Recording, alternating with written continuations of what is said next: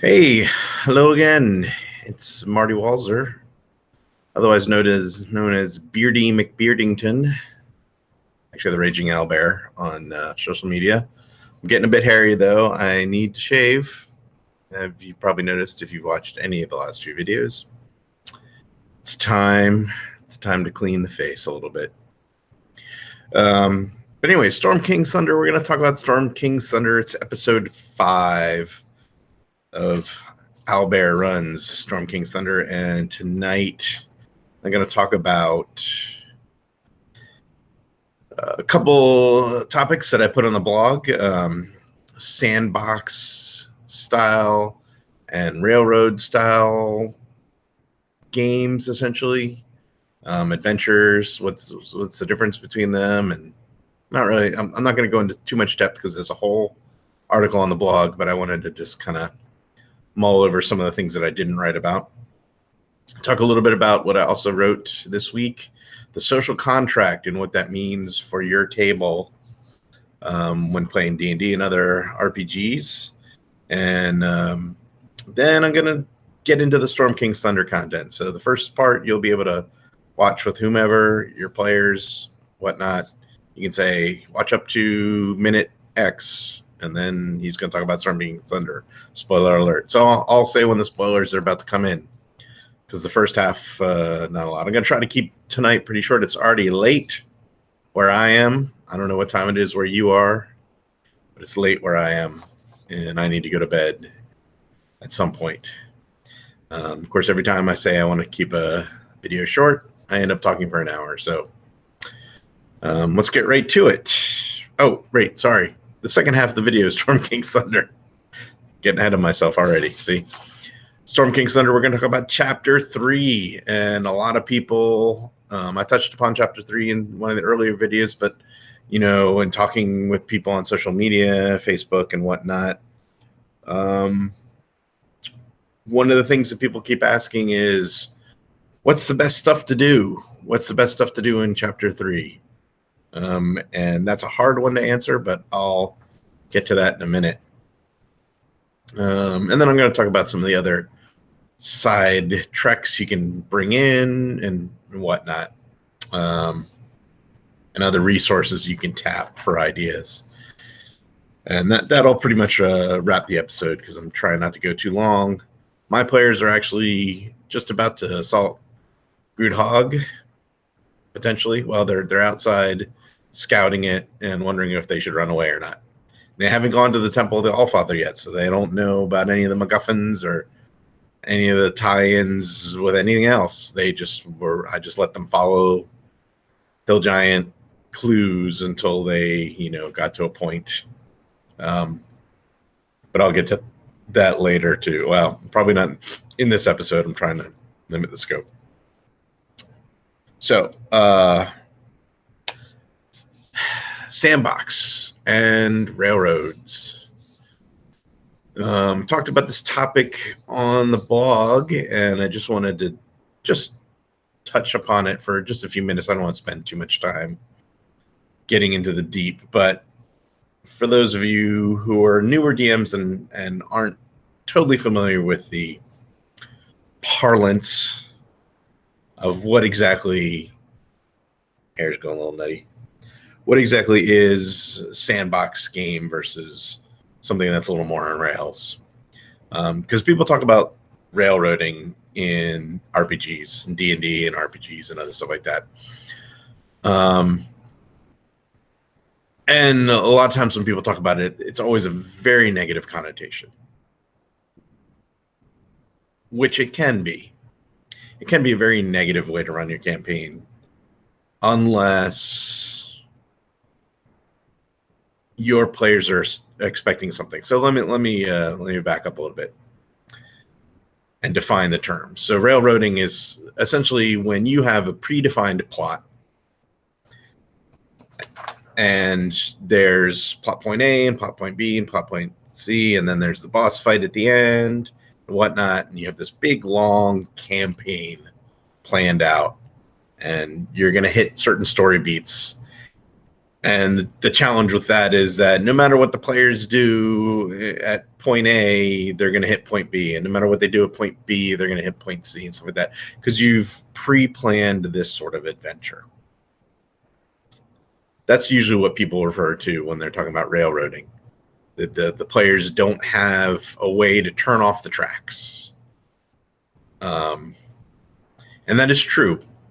But there are degrees of railroading. So I'll get to that in just a second. The second style is sandbox, which implies that you have this big box of sand.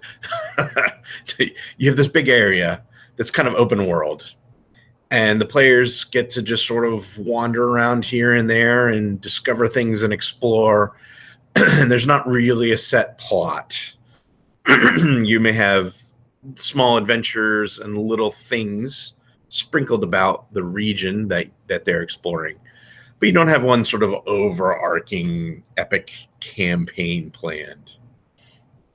So you're just kind of flying by the seat of your pants. Like I said, you may have created a map and you may have placed some adventure locations in various spots around the map.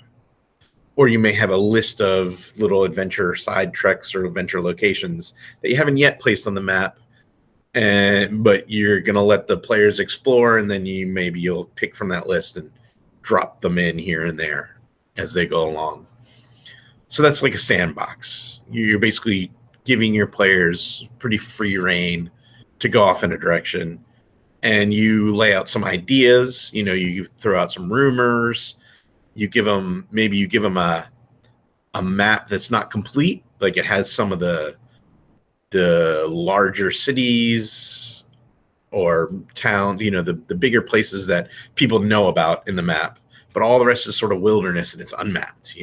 So it's like, oh, here's your main river, and here's the capital city, and here's this little city over here, and here's a little city over here, but you don't know what's in between, or as the player, you don't know what's in between all those places, and so you have this sort of relatively blank hex map. Sometimes they're called a hex crawl, where you can just explore.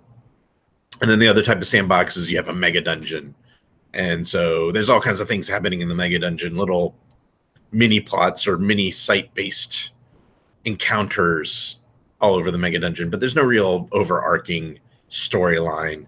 It's just a matter of the players going around and exploring and meeting the different factions. Like you might have factions, you might have things. And so it's, again, you're just letting the players experience the exploration of the area.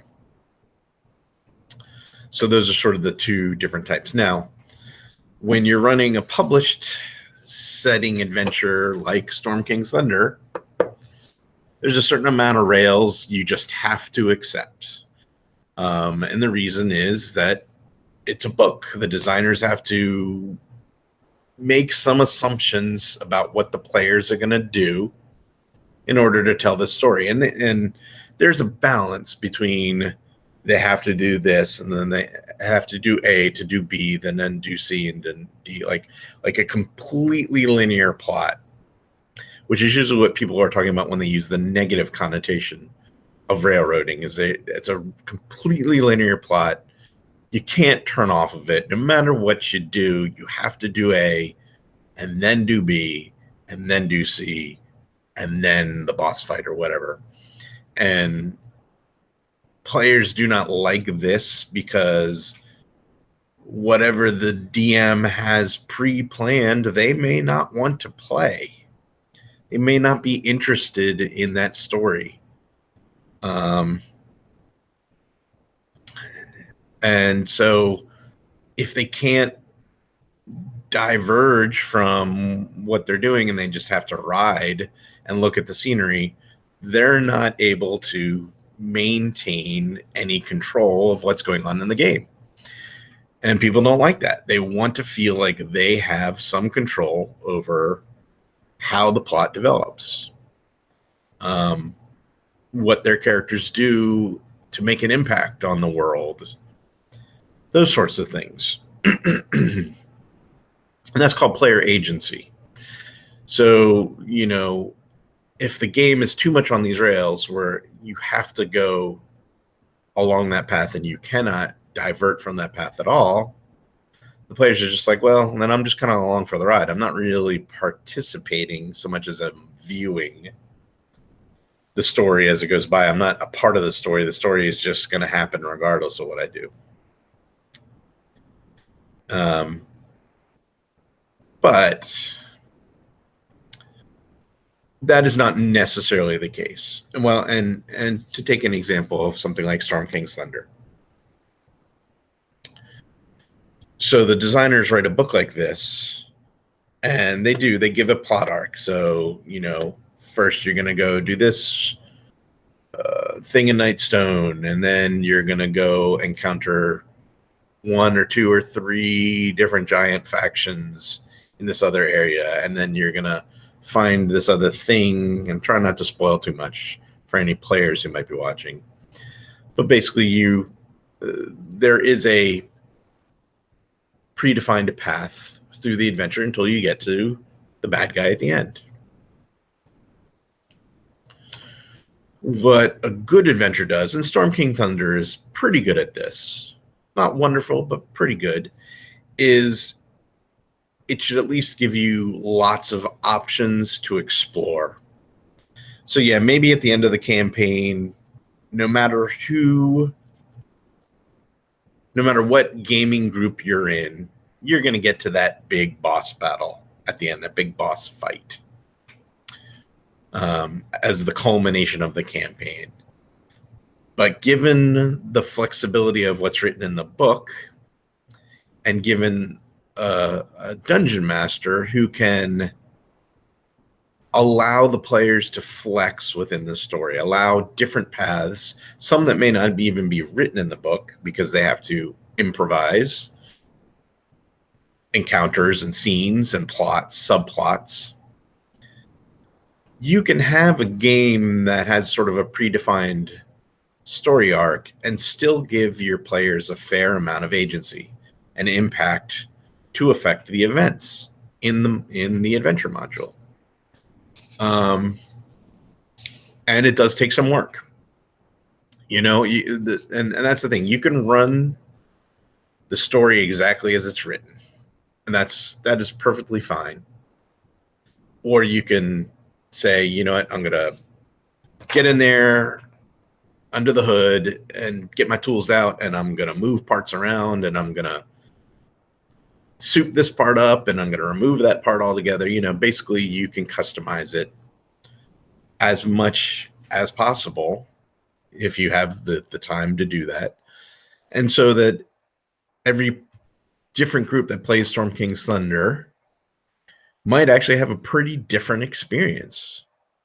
And that's going to happen even if you're not doing a lot of tinkering, because there are different paths that you can certainly take in this book. And not all the adventures are as good as that. Some of the adventures are more linear, but Wizards of the Coast has actually done a much better job as the new books have come out to giving more flexibility in the way the adventures are run and in the order of events and what the conclusion may be. And certainly Storm King's Thunder aspires to that to a certain degree. It's not always perfect at it, but it does a pretty good job. And in talking with people on social media, there's a pretty wildly divergent series of events that people are putting their players through in mining the book for ideas and taking them in different directions. So there is even though it is a predefined adventure with a sort of a planned story arc, that doesn't necessarily mean everything in the adventure is a railroad, because there are lots of game masters who are allowing a fair amount of freedom to wander around. And especially the scope of Storm King's Thunder is such that there's stuff going on all over the Sword Coast. And if you look at that big Sword Coast map, it's huge and there's stuff everywhere. And so even if you're playing this adventure right out of the book, there's a lot of details you have to fill in. It's not all in there. So even if you play it as written, so to speak, you're still probably going to give a different experience than the next DM, simply because there is a lot that you just have to fill in. Not everything is spelled out in the book for you. Certain plot points are, and it defines certain encounter locations for your players to explore in order to get to the end point. But again, there's several of them. There's several different paths that can get you there. And the way you play those site-based encounters, those sort of mini adventures within the larger adventure, can vary extremely from the guy who's running it in the next house down the block, so to speak. So there is a middle ground between sort of the sandbox style game and the rail style game, because there are things that you can pre-plan but still give your players freedom to roam. And conversely, you can have a sandbox game that you build smaller plot arcs within, and you put the hooks out in certain locations in the sandbox. And when the players get to that point and they find that plot thread, you could have a little mini arc that happens in an area in the campaign. Why a lot of people like the sandbox style, though, and it is definitely more work to run a sandbox game than it is to run a pre-planned adventure, unless you're really good at improv. You know, there are a lot of game masters that just can come up with stuff on the spot, or they have stacks of old modules and side treks and stuff like that, or, you know, so they can just kind of throw something in. They can, at the drop of a hat, they can be like, oh, grab something off the shelf. This is what we're going to run this week, or whatnot. Although there's an argument to be made that that's not truly sandbox, because you're still essentially just picking whatever you want to play that week and feeding that into your characters. I'm not going to get into the depths of, you know, one play style versus the other play style, because again, it varies. There's a degree of complete freedom to complete rails, and most of us sit in the middle. You know, we allow our players to explore a fair amount, but we might be using pre-published stuff, or we might have that stack of adventure modules that are smaller plot arcs that we're just going to play because, hey, that looks like fun and that one looks like fun. And the whole idea is you're just trying to entertain your players. You want to give them freedom to choose, but really at the end of the day, if everybody's having fun and you all have the same expectations out of the game, the play style is not completely irrelevant. But the point is that if everybody's on the same page, everybody says, yeah, okay, there's going to be a little bit of rails, and we're okay with that because it's D&D, and sometimes especially when you're playing a published adventure, they know you're playing a published adventure. They see the book.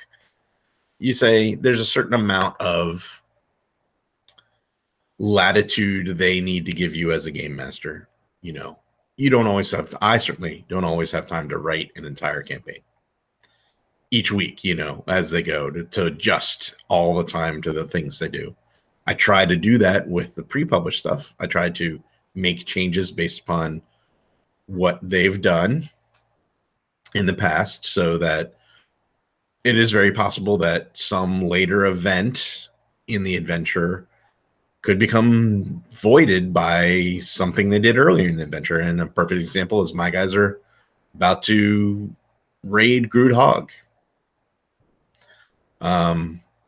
which is not in the order, you know, or, well, not in the, what do you call it, the recommended order, so to speak, of the module, you know, where it says you do this, and then you do this, and then you get to the giant enclave, and then you blah, blah, blah, blah, blah. I let them march off and fight hill giants, and they were having fun with it, so we kept fighting hill giants. And now they're about to, you know, assault a big hill giant stronghold. And they're not aware of the larger meta plot going on with the other giants. Well, I mean, I've hinted the stuff. I've teased, obviously, that stuff. But, you know, they haven't gone to the Eye of the Allfather. They haven't done the other things yet to sort of get the larger picture of what's going on. So And that's cool. That's fine. When I'm letting them wander and they're having fun with it, eventually I'll kind of gently steer them in the path of the main plot. But if they keep having fun just doing what they're doing, then I'll play around with it. I'll see what I can do to keep altering the adventure to fit what they want to do. And that's the long and short of it. If you go read my piece on railroading and sandboxing, really, I just say not everybody has a ton of prep time. So using pre-published stuff is perfectly fine because, sometimes we have to rely on that. But find ways to give your players freedom within that framework so that they don't feel like they're just passengers on the train, that no matter what they do, nothing matters. Give them the freedom to affect events as much as possible. So topic one and done. The social contract can be summed up pretty quickly. I know that first topic was like 15 minutes. So social contract. There's the idea that I wrote on the blog, I wrote about session 0, which I also talked about in one of the earlier videos. Of course, the rails and sandboxes. And what all of that sort of led up to is the idea of the social contract at the table. And this is something that is ever present in gaming, but not all people know about it, if that makes sense. Because sometimes it's just there and you don't even realize it. And the contract basically is this. We're all getting together to have fun on a Friday or Saturday night or whatever night it is you game. So let's not be jerks. I mean, that's really what it boils down to. Don't be a jerk and screw up the fun that everybody is having at the gaming table. Because if you're like me, you probably may not even get to play every week. Maybe you only play every other week or 3 weeks out of 4 in a given month or something like that. My group, we meet at least twice a month, and on a good month we get 3 times. But yeah, that leaves 6, 8, 10 hours on a good month of gaming time. It's a narrow window. So if you're playing in a group like that, the last thing you want to do is screw up a whole evening's worth of fun because you don't get that much time to game. And what it boils down to is that D&D is cooperative, and D&D-like games are cooperative. So don't jerk with somebody else's character. Don't do things that are destructive to the story that's being told. Oh, give me a second. All right, she's okay. I didn't want to have to stop the stream.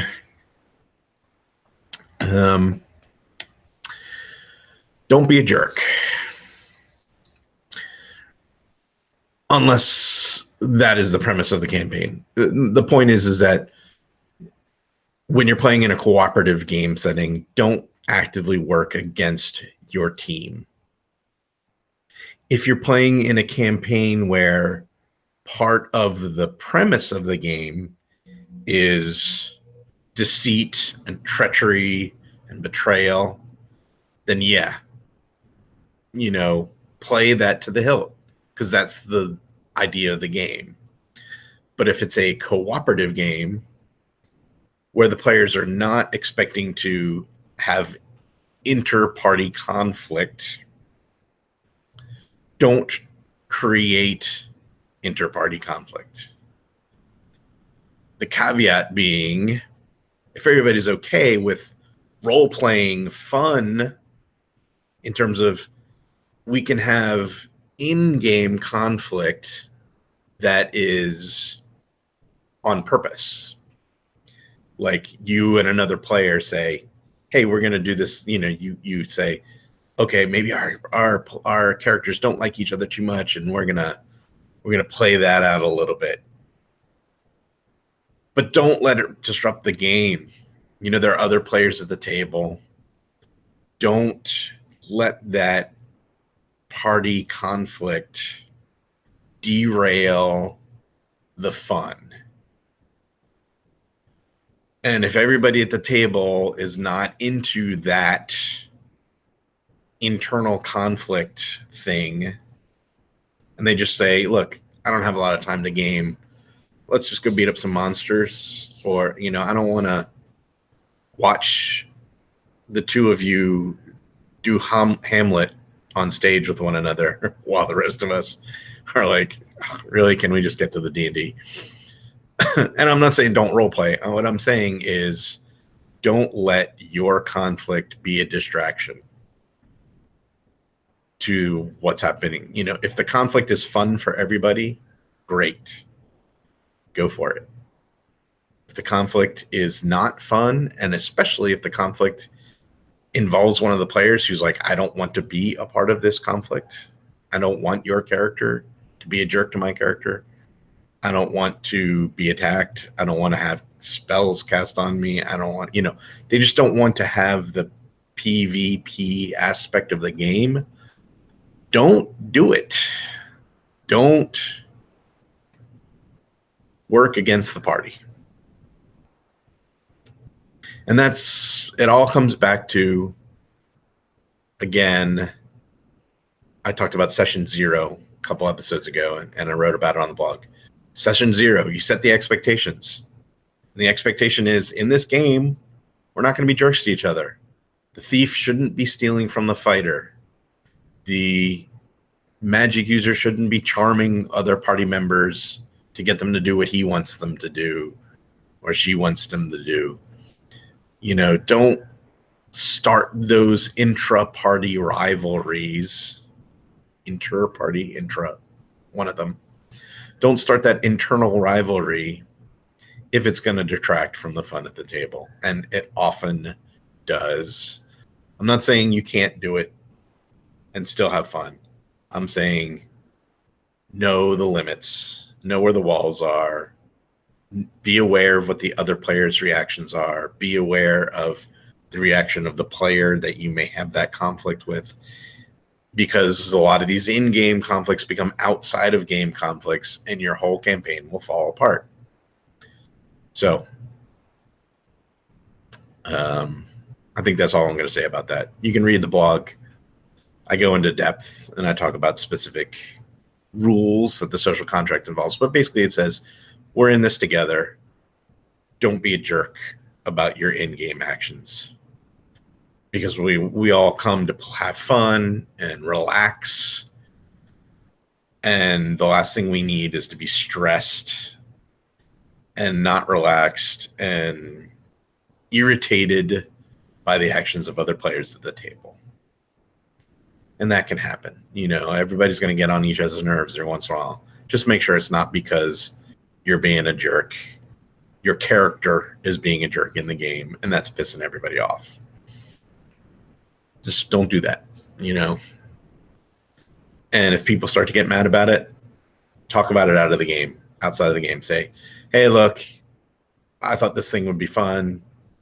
I'm sorry. Or if you are the person who's getting irritated, say, hey, I understand you want to play your character a certain way. And I don't want to hurt your role-playing opportunities. But what you did is really bothering me. And it's going to cause a problem. So let's find a way to come to a compromise. Something like that. Be mature about it. Talk to the person and say, I'm really bothered by what happened. Can we dissect it a little bit without being confrontational about it?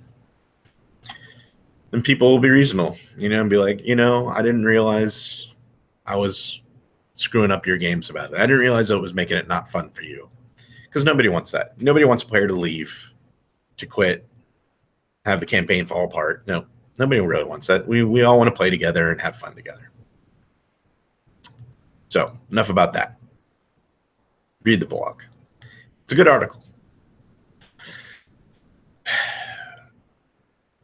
Chapter 3. So, talking with people on social media, I see people are often asking, what are the good side treks to do? What in chapter 3 is fun and interesting? What did you play that was fun and interesting? What can I do to get my players on the track if they're railroading a little bit without making it seem like it's on the track? Because again, there's the player agency, but you do want them to follow some of the plot threads that you're giving them to pull upon, so that they start to unravel the sweater. So how do you tease them into taking those actions? And there are a few different strategies, and even in a pre-planned adventure, you can take these ideas out of sandbox play and incorporate them into the pre-planned adventure, and especially with Storm King's Thunder, because as you can see in chapter 3, there's 160 some odd entries in that little Travelpedia of chapter 3. Now, not everything is an encounter. Some of them are just descriptions of areas and whatnot. But there's a lot to mine in there. And the Sword Coast, as I noted, is a big place. So there's a couple different strategies that you can find to get the most out of chapter 3. One of the difficulties with chapter 3 is, as I said, there aren't actually a lot of adventures in there. There are locations that are described, and they often have an encounter that the designers have put in there to kind of spice up that location. But it's not really a full adventure. It doesn't often translate to a full session. So you still have to do a fair amount of work to make those encounters engaging and important to the plot, and to fill out some of the session and whatnot.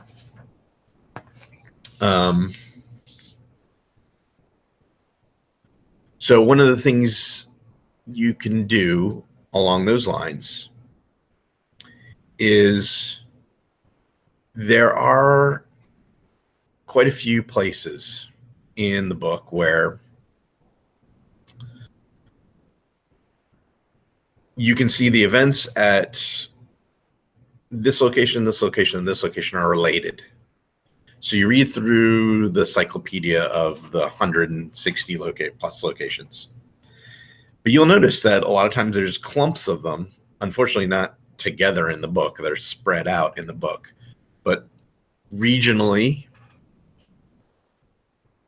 clumped locations, or clumped via some of the quest chains that they recommend in the book. The pieces that go together of those 164 locations, there's certain ones that fit together based upon, like I said, where they are or what different little side quests the book offers to find item X, or to talk to so-and-so and get access to, means of travel and, those things. So the best thing you could probably do is, when you're taking your notes for Storm King's Thunder, well, and while I'm talking about that, there are other people who have written a lot of these notes already that you can go out on the DMs Guild and download their stuff.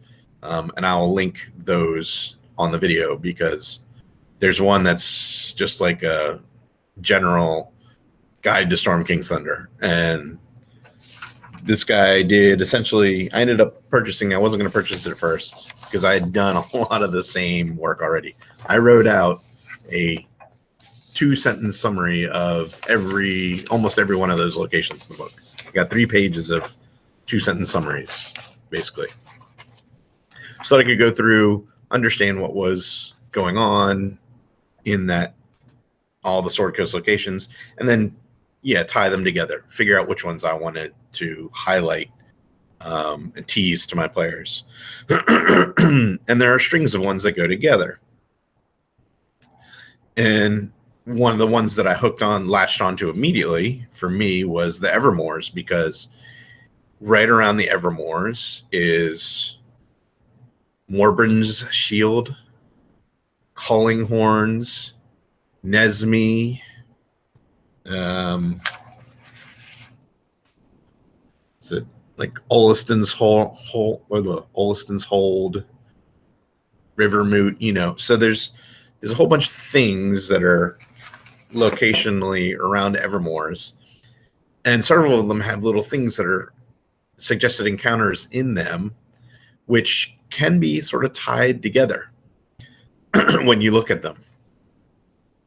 And again, as I talked about in one of the earlier episodes, I just happened to find an adventure that was set in Nesme originally that was a perfect match, and I moved that to Calling Horns. And I tied a lot of these locations together in that little mini adventure story arc. So in Morbin's Shield, we have the Zents, the Zents, who have a different name in my game, but the Zents on the Sword Coast, looking for relics. And you can tie that into the giant storyline. In Calling Horns, you have creatures wandering and also in Morbin's Shield, the fire giants wandered through. So there's a clue that something's going on nearby because the fire giants just walk through town. You can tease that to your players. Hey, by the way, you come into Morbin's Shield, and everybody at the tavern, the talk of the town is like, the fire giants just walked through here 2-3 weeks ago. They just came right down the center of town. They didn't stop. They just kept going. People are like, wow, that's weird. And then, you have the Zents looking for stuff. So, and then in Calling Horns, the trolls are coming out of the swamp. And what the players don't know is, sorry, spoiler alert. I'm getting into Storm King's Thunder content. So if you're a player, stop watching. Calling Horns, trolls are coming out of the swamp and eating the horses out of the barns. They're hungry or whatever. And hey, by the way, the trolls happen to be running out of the swamp because the fire giants are beating up on them, trying to enslave them and get them to do stuff for them. So trolls are leaving because fire giants are going in. So something's going on in the Evermoors. And by the way, you could tease that the people have seen the Cloud Giant Castle in the area. I mean, you don't want to go too far because, you don't want to get them to the end game before they're ready. But the point is you can take all these little site things where different things are happening and tie them to one of the subplots, because the things that are going on in the Evermoors are all sort of related to each other.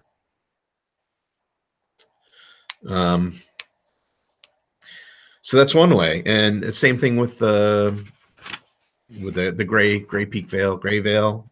What's it called? Yeah, the Gray Veil. Sorry, the Stone Giants are on the one end of the Gray Veil where they have their enclave, but in the little towns spread all around that area, things are happening. Stone Giants are either busting down the town, or refugees are flowing into the other towns because these outlying farms and these smaller towns are getting busted down by the Stone Giants. So people are streaming in out of these towns that are getting beat up. That's another site-based subplot, and there's lots of things in that area that you can mine to create the mystery of what's going on in there. the fire giants as well. The fire giants are in the Evermoors, but there's also their activity from Tribor up to Ironslag. So you can create a trail, a mystery trail, so to speak, for the players to follow, so that eventually they'll get to Ironslag. You obviously don't want to again get them there too soon, because you want to feed that plot arc. There's a little bit of the rails that you need to disguise, but again, you can use the regions of the Sword Coast as your mini plots. So it's not about looking through that list of 160 things. Like, what's the best? There's no best, because they're all just very, very loosely described encounters, with the exception of a very few. So it's hard to pick the things you like. But if you do what I did, or you buy that guy's guide, the Guide to Storm King's Thunder, and he does something similar where he summarizes the things, highlight the ones that interest you. I like this. This is a neat idea. This is a neat idea.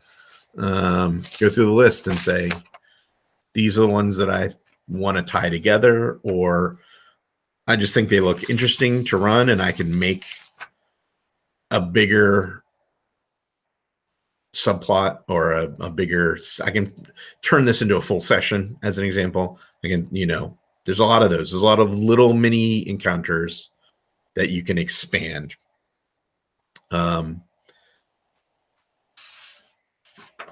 So yeah, regionally, that's number one. The second one, which a few different people have talked about, but I also heard from Tom Lommel's video blog, is map the quest chains. So and so tells you to go to this other town, and in this other town you can then go to this other town, and in this other town. So make that maze, make those links, and form your little tree, your little quest tree for those various quests that get teased at the beginning of the book. Out of Nightstone, out of Tribor, out of Golden Fields, whatnot. Find out where those quest chains lead, because that's the other way you can kind of tease your players through the plot and still give them choice, still give them freedom of choice, but find a path for them to follow. And so those are the ones, when you say what's the best, those are the ones that are, quote, the best, because they give you a story that you can feed to the players. They give your players a reason to go places, a reason to do things, is the ones that are chained via a quest, or the ones that are chained via their region, because you can then have them be at the tavern in Waterdeep, have them be traveling around the road, and you have a series of rumors. Hey, this thing is going on at this town up here by the Evermoors. This other thing is going on at this town by the Grey Vale. And this stuff, you feed them the rumors for these different events that are going on all over the Sword Coast. And so they can choose the path that they want to follow. So you're not necessarily railing them into the plot, but because they've chosen those paths, you can then lead them where they need to go.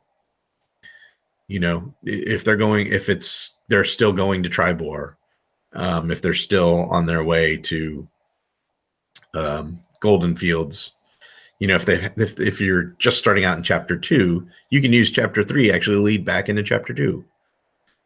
Because as a lot of people have said, and I noted on the earlier video, the Nightstone plot hooks are super weak. They're terrible. They're awful. Tell somebody that guy died, walk 400 miles to tell their next of kin that somebody is dead. Yeah, really? Come on. What's in it for me? No, yeah, those plot hooks are super weak. So give them other reasons that those places are interesting to go to. Hey, I'm in the tavern, and yeah, I hear Belliard is offering a reward because people are raiding the farms out there. Oh, what kind of people? I don't know. Orcs and hobgoblins. Somebody said something, maybe a giant. Oh yeah, let's check out Belliard. Yeah, that sounds cool. And find out what's around Belliard and tease other things in that direction. Now you're onto the Hill Giants, and from there you get them to Golden Fields if they haven't gone to Golden Fields yet. So you can tease them into Belliard. Yeah, this guy's offering 200 gold pieces per whatever, or 5, whatever the reward is, some amount of money, because there's a giant wandering around, and he wants that giant dead. Cool. All right. And then that giant trail leads not necessarily back to Groodhog immediately, but other places. Golden Fields. Oh, hey, yeah. Hey, yeah, Golden Fields has been attacked recently by hill giants. Maybe you should find out what's going on over there. They go in there. Oh, yeah. We had an attack a few days ago, but we repelled it. Not a problem. But give them tease some other adventure hook. And then while they're at Golden Fields, the giants attack again. Tribor. Super easy. Just find any reason they need to go to Tribor or pass through Tribor. And then the fire giants show up. They happen to be traveling through town. So if you give them these rumors and hooks into the places that are already in the book, easy peasy. You get them interested in the plot without having to force them into the plot. You don't have to, that's the other reason I'm not crazy about Zephyrus, the Cloud Giant. He's very much the plot sign, like, oh, hey, I'm a giant and I'm going to tell you what's going on. And here's the rail. No. Feels a little bit artificial. I mean, your group might be fine with that. My wife tells me all the time, give us the rail. I don't want to think too hard. I'm tired at the end of the week. Tell us where to go so we can just beat shit up. She just she doesn't want to have to worry as much about the plot. She just says, point me at a monster and I will kill it. It's kind of funny. Whereas other players at my table are not necessarily, they're interested in what's going on. She's just like, I want to fight something.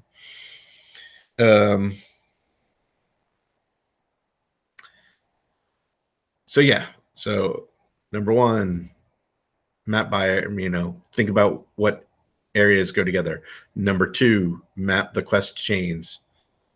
Number three, a little bit harder, requires a little bit more work. When your players are traveling around the Sword Coast, try to have some side treks outside of Storm King's Thunder, or even related to Storm King's Thunder, ready to drop in at a moment's notice. And let me give you an example. My players were traveling towards Golden Fields. I had given them a plot hook about Golden Fields that was not from Nightstone, but actually had more of a purpose. So they were already traveling towards Golden Fields. So it was a good deal because I had them going exactly where they wanted to go, where I had something for them to do. And they go through Amphale. I said, oh, yeah, you're going through Amphale, and there's this guy, Roaring Horn's birthday is coming up. So this guy who's a bigwig in town, he wants to, butter up the local population and blah, blah, blah. He's throwing this big party. Everybody's going to be there. It's going to be great. So I laid it out there on the table. I said, you're passing through Amphale. You talk to the tavern person. They're like, yeah, tomorrow we're doing this big celebration. It's going to be great. They're like, nah. We're on our way to Golden Fields. We're kind of in a hurry. Just sail through town and out the other end. Which that's going to happen from time to time. You present things, and if you're not telling them what to do, you just say, here's something you can do. Do you want to hang out for the festival? You want to stay and party at the festival? And they're like, no, we're going to go do that. Not knowing that, of course, wink, wink, you see that? Wink, wink. That something's going to happen at the festival, of course. And the funny thing is a couple of them even sort of metagame. They're like, I wonder if something's going to happen at the festival. But they're like, you know what? They just weren't interested. I didn't pique their interest with it. Because it was still kind of a weak, oh, hey, yeah, there's a festival. You could stay. It was a weak plot hook. Even, I would just use what was out of the book directly. I didn't give them any more meat on the bone for that one to make them bite. So I had to go to a backup plan. I had to kind of like, oh, okay, well, they're not going to hang out for that thing. So I had to sort of look on the road where they were going and have some other things ready that I could sort of throw at them. So I improvised with one of the random encounters that was in the book. I wanted them to keep heading north on my map. And well, in any event, I did an encounter with one of the barbarians. But it wasn't and here's the cool thing. There's a lot of stuff in there that suggests you should have a combat encounter, but it doesn't have to be a combat encounter. And that's exactly what I tried to do with this one. I said to myself, I was like, okay, they're going to meet a barbarian in the road, a lone barbarian, one person. Depending upon how they treat that person, the rest of the barbarians are either going to ambush them and attack or let them go. Or, maybe not let them go, but just spy on them, so to speak. So they did.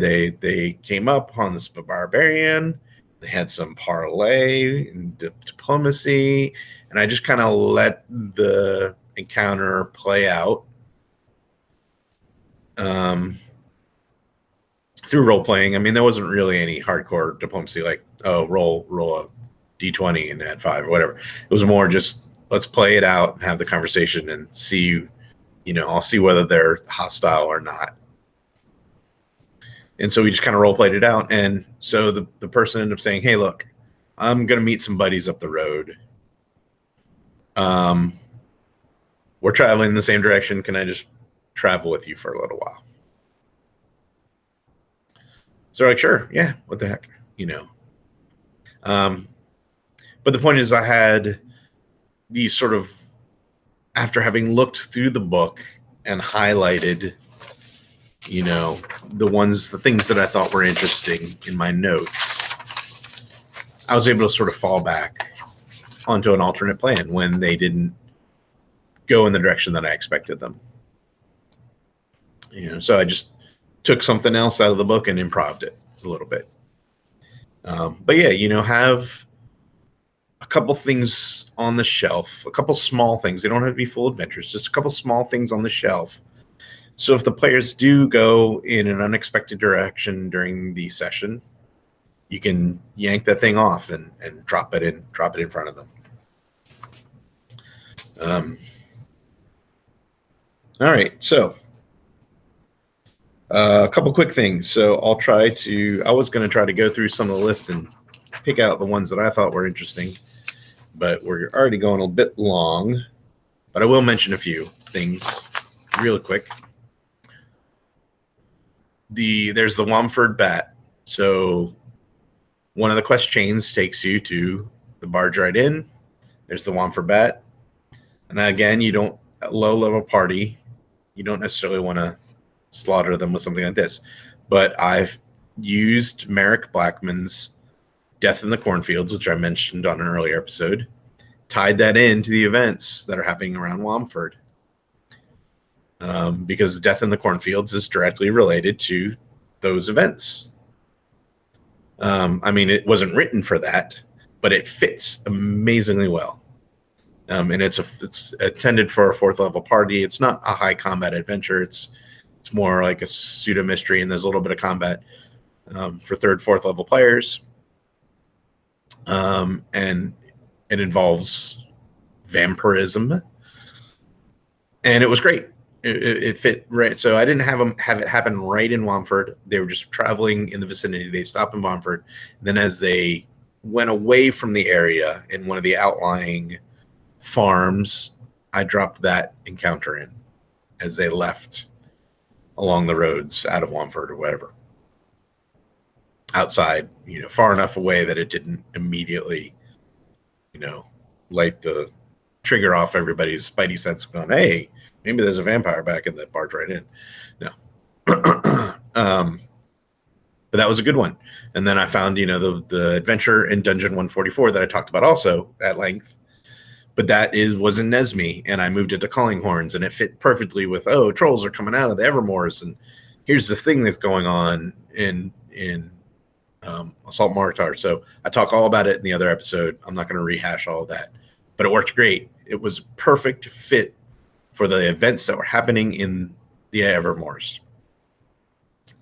So Dungeon 144.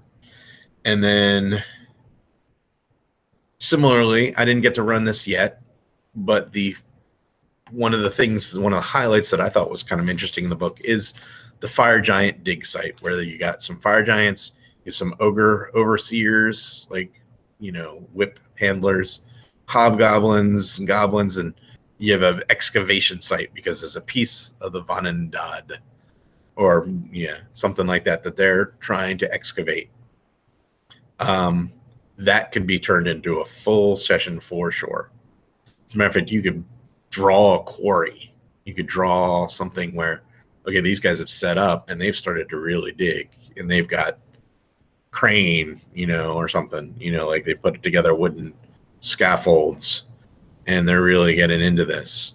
And you'll have to put it away from civilization a little bit because, that kind of activity would get noticed if it's too close to town. But it's a good traveling through the wilderness event because there's a lot of meat on that one encounter, the fire giant dig. And I'm looking forward to trying to run in that sometime soon because that's going to be a good one. There's tons of barbarians, hordes and hordes and hordes of barbarians. There's too many barbarians, actually. I can't keep track of any of them. So what I did is I just picked out a few of the tribes that I thought were kind of interesting. And they're either non-hostile, neutral, or hostile. And depending upon the interaction of the players, some of them are always going to be hostile, and it is what it is. But then, they can use diplomacy and other things to convince the non-hostile tribes or the neutral tribes, or at least a few of the people, if they meet those people on more one-on-one conditions, that, hey, we're not your enemies and we can help each other. And so they did that. That was, that first barbarian encounter that I put on the road. They've now made an ally of that particular group. And I added that group into some of the things that were happening up in Calling Horns. I tied the Calling Horns adventure in with these barbarians that they met along the road. And so that worked out well. So now they've got some barbarian allies. They know there's other barbarians out there that they haven't yet met that are less than friendly. And I'm going to play with that as well. Out on the internet, there's a couple people who have played the Drow fire giant encounter, and I think it's DM David who has a blog, a well-known blog. It was either him or Sly Flourish, Mike Shea. Both of them actually have written stuff about Storm King's Thunder, but if I remember correctly, DM David wrote a mini adventure that he put out on his blog for free about doing that Drow encounter. in the dwarf strongholds, Galtgrim. And you can move that, you can move that encounter to one of the other dwarf strongholds if you wanted to. Your players probably don't know all the full canon about the Forgotten Realms and how there's the Fire Titan in the forges at Galtgrim. One of my guys did. I had no idea. I played Forgotten Realms before, but I didn't know all the. One of the persons read all the novels though, and they're like, oh yeah, Galtgrim has the Fire Titan or whatever, or something like that. They knew about that, and I hadn't even teased that plot line to that. It just came up in a conversation about the dwarven strongholds. But you can run that encounter. You can run the Drow encounter, and like I said, there's DM David, I believe, is the one who wrote a version of it. But if you search online, I'll try to find the link and I'll add it to the video. But if you search online for that encounter, you should find it. He put it out there for free. Again, you can tie in the encounter in Greyvale there's a brass dragon out there. You have to be careful with that because you don't want them to go to the Stone Giant Fortress before. Do it in whatever order you want. Like I said, my guys are going to Groodhog. What else is interesting? Okay, but again, there's too much to go over. There's a lot of cool stuff in the book. Just highlight the ones you like. There are some things that are not in the book that you can look for. In the Adventurers League Adventures, there is a adventure series about a hill giant who finds a crown of intelligence or something along those lines. And now he's smart and realizes, hey, you know what? I want to move the hill giants to the top of the ordning. I'm going to use this crown of intelligence to conquer and do things, stuff like that. There's a whole series of adventures around that. I think it's Bad Fruul is his name, Fruul.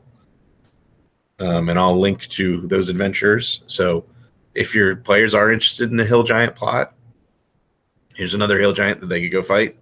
Or if you skipped Groodhog completely and you want to do something different, this is a good hill giant alternative. You can make him have the conch. And then, look through those adventures and mine that. And there are only a few bucks. They're on DM Guild. They're only a few bucks each. And there's 3 or 4 of them. You can just buy them and mine what you need out of them. There's the Cloud Giant, who gets referred to in the module as the father of the slain Cloud Giant in the Eye of the Allfather. You can use him as a villain. His castle is in Horde of the Dragon Queen.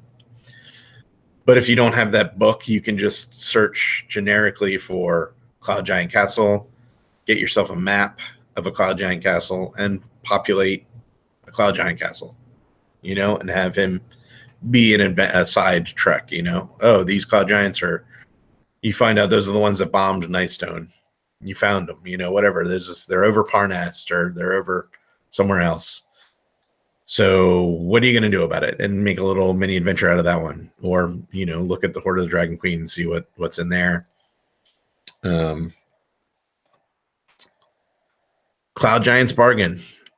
An adventure that we ran with the Acquisitions Incorporated group for those live streams. It is not on DM's Guild. That's a crime. I don't know why it's not on DM's Guild. It should absolutely be on DM's Guild, but there's still a lot of copies on eBay, and they're less than $10. I think I picked up a copy for $6-7 with shipping included. Not even, So the below $10 that includes shipping. That's another cool adventure that you could run with your characters, and you could scale it up and down pretty easily. I forget exactly what level it's for. I think it's 5th through 8th or thereabouts. But if they're in those mid-tier levels, Cloud Giants Bargain, that's one to look for on eBay and stuff like that. You can still find it. It should be on DM Guild. I don't know why Wizards of the Coast. I know you don't listen to my podcast or look at my blog, but put it on DM Guild for Pete's sake. So yeah, that's I'm gonna try to wrap it up because I've gone too long already, way longer than I intended. There's a lot to mine out of chapter 3, and I know I didn't give you a very specific advice, like, oh yeah, run this one, run this one, run this one. Maybe I'll put a list of my favorites in the blog entry. Actually, I'll do that. I'll try to take some time. I'll list the ones that I liked below the video that I thought were interesting and that I turned into something bigger. But I mentioned some of the ones. The Evermoors stuff was good. Tie it all together. Greyvale stuff, try to tie some of that stuff together. Oh, the Frost Giants. I didn't even talk about the Frost Giants. There's all kinds of stuff happening on the coast. There's the long ships that are raiding. There's fire shear. There's stuff like that. If your players are interested, or if you've sensed an interest in their fighting Frost Giants, you can do a lot with the Frost Giant longboats coming in and raiding on shore. Have them be present for one of the raids. Have them, and that will eventually lead them out to Svardborg. But have them do some of those pre-fights that are occurring. Fire shear, and I can't remember the other one. There's a couple of those port towns up in the north that get attacked by the Frost Giants, and then you can have them meet Frost Giants on the land area. You can do the battlefield where there's dead Barbarians and dead Frost Giants, and there's this big battle, and they can find that and they can be like, oh wow, something big is going down. And so that'll let you tease all the Frost Giant material as they head up towards 10 towns in Bryn Chandra. And don't be afraid to move some of those events closer in. If you don't want them, if they're like not at all interested in walking all the way up to the spine of the world, have some of that stuff happen further south, a little further south. It doesn't have to be in Bryn Chandra. The Frost Giants could be coming. They're coming south. They're looking for that ring. So have them chase the ring into some of the other areas that aren't all the way up at the top. You can change that. It's your game. So those are the biggies. So I hope that helps you get some ideas of what to do with chapter 3.